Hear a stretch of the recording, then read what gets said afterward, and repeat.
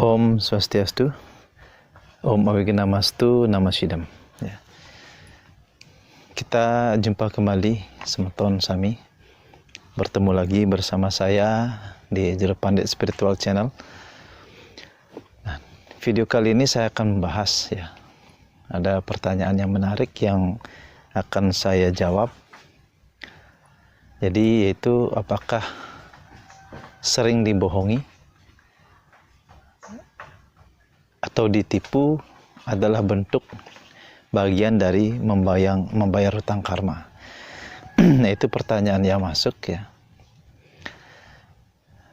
Jadi kalau kita mengacu kepada hukum karma, kalau kita di Hindu ya sangat mempercayai bahwa segala sesuatu yang kita alami itu adalah rangkaian dari karma. Jadi wasana karma kita. Itu yang kita percayai. Jadi tidak ada sesuatu yang kebetulan di dunia ini. Nah, kalau semasa hidup sekarang ini, ya kita sering kehilangan uang, sering ditipu, sering dibohongi, itu adalah bentuk dari wasana karma kita, akibat. Jadi di kehidupan sekarang ini kita harus membayar. Makanya hidup ini adalah hutang karma. Jadi ada sebutan hidup ini adalah hutang karma. Kita hidup karena kita harus membayar hutang karma melalui inkarnasi. Nah, sering saya katakan bahwa karma itu dapat dibuktikan hanya dengan reinkarnasi. Jadi kan ada 3 jenis karma. Jadi sancita karma. Jadi karma kelahiran dulu itu kita terima sekarang. Kemudian ada prarabdha karma. Itu karma yang instan. Sekarang kita berbuat, sekarang kita menerima.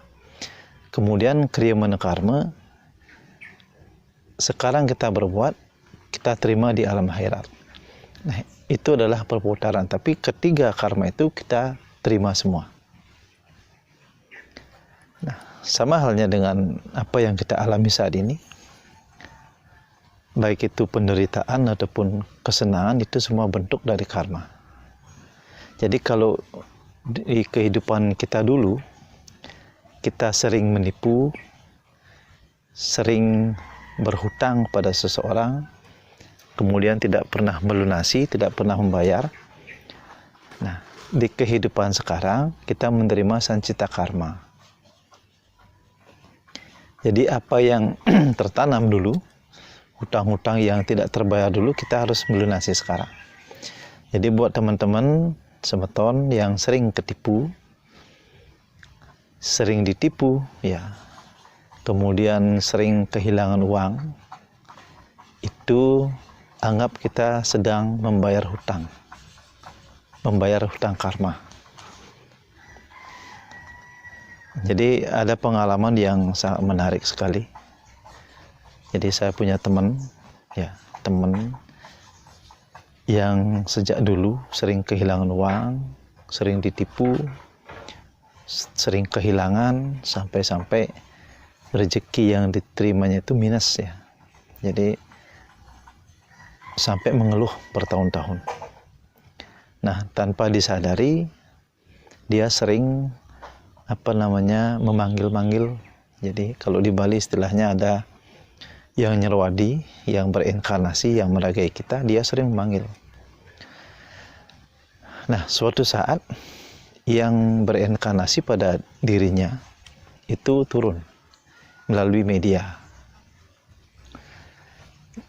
Jadi dia bilang, sayalah yang meragai tubuhnya dia. Jadi bahwa apa yang dia katakan di kehidupan dulu, itu dia sering menipu. Meminjam uang, tidak mengembalikan, terus kemudian sering membohongi orang. Nah, akhirnya dia mengatakan bahwa kamu saatnya menerima hukuman dari apa yang saya lakukan dahulu. Nah, itu. Jadi sebelum hutang-hutang karma kita dulu lunas sekarang, itu kita akan terus ditipu. Akan ada saja orang yang menipu, membohongi kita. Berarti hutang karma dulu kita belum lunas. Nah, gitu. Itu. Jadi bagaimana caranya? Jadi ikhlaskan saja. Walaupun mungkin nominalnya besar. Jadi mungkin kita agak keberatan, jadi tidak ikhlas. Tapi ikhlas atau tidaknya, mau atau tidak, kita harus ikhlaskan. Dan katakan di dalam hati, saya sudah membayar hutang karma saya dahulu. Saya sudah melunasi. Dengan kita ikhlas memberikan, itu akan lebih mempercepat proses percepatan karma kita. Jadi kalau kita mengeluh dan mengeluarkan kata-kata yang tidak bagus, itu sama saja. Artinya kita belum membayar hutang karma. Nah, itu pengalaman-pengalaman yang sering saya temukan. Jadi bagaimana caranya agar hutang karma kita dulu cepat lunas, supaya tidak ditipu lagi. Nah, di sini kita harus lebih banyak melakukan dana punya. Jadi yang namanya dana punya itu adalah tulus, suci. Kita harus melakukan punya yang setulus-tulusnya. Jadi tidak dilihat dari segi nominalnya, tetapi ketulusan hati kita memberi. Itu yang dilihat. Walaupun hanya 5.000, mungkin 10.000, yang jelas tidak dilihat dari nilai nominal. Kita sering berderma. Nah, dengan jalan itu kita akan cepat melunasi hutang karma kita. Jadi hutang karma dulu kita akan cepat terlunaskan. Karena kita berhutang karma materi, jadi dengan jalan materilah yang harus kita kembalikan. Nah, itu. Jadi mungkin teman-teman bisa pahami ya, jadi penjelasan saya. Jadi itu yang bisa kita lakukan agar wasana karma kita yang dulu itu cepat terlunasi. Nah, itu buat teman-teman. Jadi sekali lagi, semeton yang mungkin sering kena tipu tanpa alasan apapun, kita ditipu, dibohongi, padahal kita sudah berniat baik, itu berarti kita adalah merupakan takdir dari kita. Nah, itu. Jadi saya pun pernah banyak sekali kena tipu. Dan flashback kembali ketika kita paham dengan hukum karma, tidak ada suatu yang kebetulan. Kalau memang bukan bagian dari karma kita, kita tidak akan menemukan, tidak akan menerima hal tersebut. Itu yang saya yakini. Jadi banyak sekali. Saya juga sering kena tipu.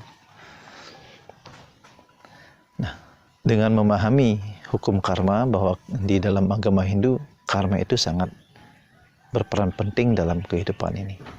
Jadi kita lahir karena kita punya utang. Utang itu ada utang materi, ya, utang karma bentuk materi, terus karma bentuk pengetahuan. Itu kita lahir, kita harus membayar di kehidupan saat ini. Jadi ada orang bijak mengatakan,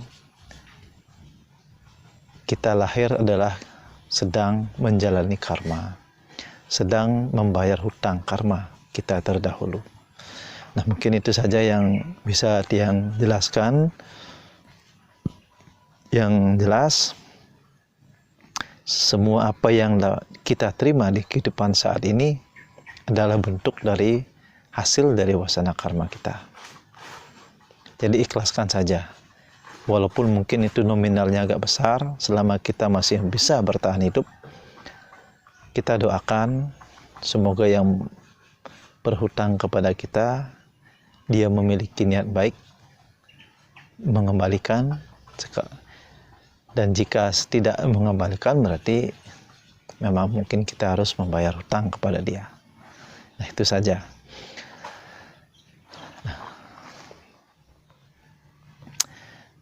Untuk semeton yang lain, nanti saya akan ulas pertanyaan-pertanyaan yang semeton ajukan ke Tiang. Tentunya yang gampang-gampang yang Tiang bahas, yang saya bahas. Ya, semoga penyampaian yang saya sampaikan tadi bisa dipahami, ya, dan bisa dimengerti. Jadi saya tutup video ini dengan Paramasanti. Om Shanti, Shanti, Shanti, Om.